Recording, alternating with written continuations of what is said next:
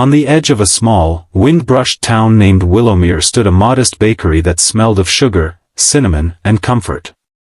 It wasn't large or fancy, but for many in the town, it was more than a place to buy bread. It was a quiet haven where hearts found warmth, and strangers became family.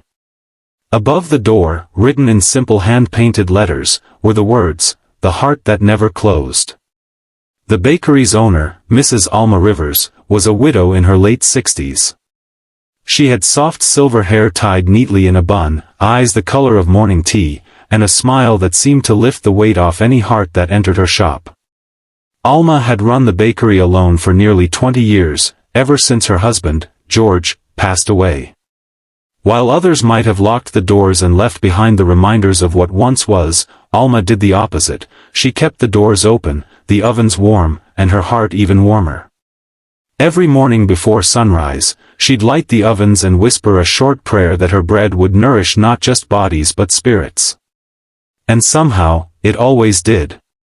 Her shelves were lined with loaves of honey oat, crusty baguettes, pastries stuffed with jam, and cinnamon rolls that could soften even the hardest mood. Yet, it wasn't the pastries that made her bakery special, it was Alma's kindness, her quiet, unwavering compassion for everyone who walked through the door. One chilly November morning, as the fog crept through the town's cobbled streets, a boy of about 12 appeared at her window. His jacket was thin, his hands tucked deep into torn pockets, and his eyes carried the kind of hunger that went beyond food. Alma noticed him while setting a tray of scones on the counter. She stepped outside, her apron still dusted with flour. "Cold morning, isn't it?" she said gently. The boy didn't respond. His eyes darted between her and the steaming pastries inside. Alma didn't ask any questions. Instead, she smiled and said, "Come in, dear. Warm yourself by the oven. I've just baked something special." He hesitated, looking like he might run, but the scent of freshly baked bread seemed to tug him forward. Inside, the warmth wrapped around him like a blanket. Alma poured him a cup of hot cocoa and placed a scone on a plate. "Eat," she said softly. The boy devoured it as if afraid it might disappear. Between bites, he whispered, "I don't have any money." "I didn't ask for any," Alma replied with a wink. "Besides, it's my rule, you can't leave here hungry." He looked up, surprised. "Why would you do that?" "Because once, someone did it for me," she said simply. The boy's name was Jamie. His mother had fallen ill, and his father had left years ago. They lived in a rundown apartment at the edge of town, struggling to make ends meet. For the next few weeks, Jamie returned every morning. Alma pretended she needed help sweeping floors or washing dishes so he wouldn't feel like a charity case. In exchange, she paid him with warm meals and laughter.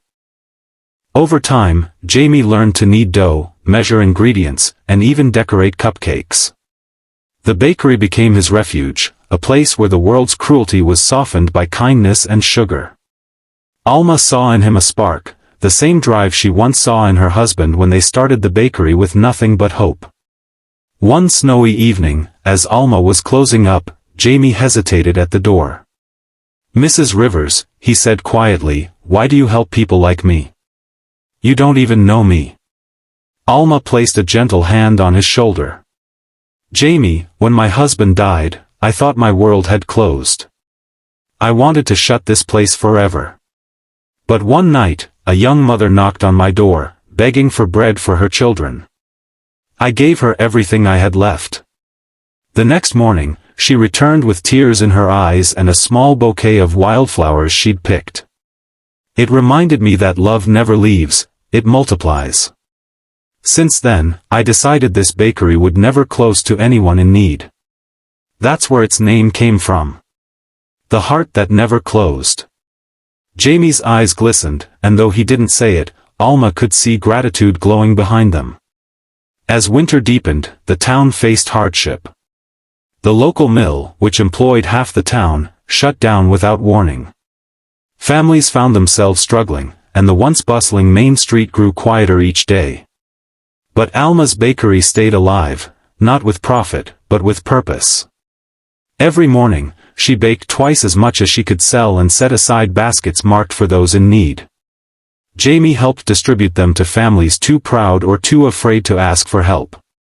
He saw how Alma treated everyone the same, whether it was the mayor or the homeless man who slept behind the library. Her kindness had no ledger. But kindness has a cost. One day, Alma fainted while pulling a tray from the oven. Jamie found her just in time and called the doctor. The diagnosis was exhaustion and a failing heart. She needed rest, but rest wasn't something Alma allowed herself. Still, under doctor's orders, she had to close the bakery temporarily, a thought that tore her apart. "I can't close the bakery, Jamie," she whispered weakly from her bed. "People depend on it." Jamie's throat tightened. "Then I'll keep it open for you." She smiled faintly, brushing his cheek. "You're a good boy. But it's too much for one person." "It's not just me," he said. "The people you helped, they'll help too." And he was right. The next morning, when the townsfolk learned Alma was ill, something remarkable happened. One by one, they came to the bakery. The postman offered to make deliveries, the librarian brought a ledger to help with orders, a retired chef volunteered to bake, and children from the nearby school decorated the windows with paper hearts that read for Mrs. Rivers. Even those who had nothing gave what they could: flour, sugar, time, or simply love. Jamie became the heart of the operation, following everything Alma had taught him. The oven stayed warm, the doors stayed open, and every loaf carried the imprint of the woman who had baked love into the town's bones. Weeks passed, and Alma slowly recovered.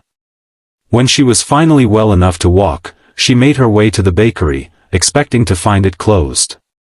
Instead, she found a line of people outside, laughing, talking, sharing stories as the scent of bread filled the air. Through the window, she saw Jamie behind the counter, flour on his face, handing a loaf to an elderly woman. On the counter sat a jar labeled for Mrs. Rivers, with love. Alma's eyes filled with tears. The bakery was alive, not because of her hands, but because of her heart, reflected in everyone she had touched. When she stepped inside, Jamie turned and froze. "Mrs. Rivers. You're supposed to be resting." She laughed, wiping her eyes. "Seems like the town did the resting for me." The crowd cheered softly, and Alma felt something deep inside her stir, an overwhelming realization that kindness, once sown, never dies. It blooms in others, often when least expected. From that day on, Alma worked alongside the townsfolk, no longer as their savior but as one of them. Jamie stayed by her side, learning not just how to bake bread, but how to build hope. In spring, she gave him an envelope. Inside was a small deed, the bakery's ownership, signed over to him. He stared at it in disbelief. "I can't take this, Mrs. Rivers." "You can," she said firmly. "You've earned it. The heart that never closed should belong to someone who understands why it never should." Tears rolled down his cheeks. "But what about you?" "I'll still be here," she smiled. "Baking on slow mornings, telling stories to whoever listens. But this was never about me. It's about keeping the door open for whoever needs it next." Years passed, and the bakery continued to thrive. Jamie grew into a kind young man, known throughout Willowmere for his gentle heart and soft-spoken generosity. The bakery expanded, but the spirit remained unchanged. A small sign hung near the register, engraved with Alma's words, "Love never leaves, it multiplies." Even after Alma passed away peacefully one spring morning, her presence lingered in the smell of warm bread, in the laughter that echoed through the shop, and in the simple acts of kindness that rippled through the town. The bakery became a symbol, a reminder that compassion doesn't end with one person. It spreads, generation after generation, like the scent of fresh bread on a cold morning. On the anniversary of Alma's passing, Jamie organized an event called Open Hearts Day. Every loaf sold that day funded meals for struggling families. The entire town participated, farmers donated wheat, shopkeepers contributed supplies, and children drew cards that read "Thank you for never closing your heart." That day, more than 500 loaves were given away. As the sun set over Willowmere, Jamie stood by the bakery window, looking out at the people sharing food, laughter, and hope. The sky was painted in shades of gold and rose, and for a moment, he could almost hear Alma's gentle voice, "Keep the ovens warm, my boy. Someone out there still needs a little kindness." He smiled, placed a fresh loaf on the counter, and unlocked the door once more. The sign above still read "The heart that never closed," and true to its name, it never did. Because kindness, once given, becomes eternal, baked into the soul of those who receive it and passed on like a recipe too precious to be forgotten. And in the quiet rhythm of that small-town bakery, where every loaf carried a story, Alma's legacy lived on, not in grand gestures or marble statues, but in every open door, every shared meal, and every heart that chose to stay open, no matter how hard the world became.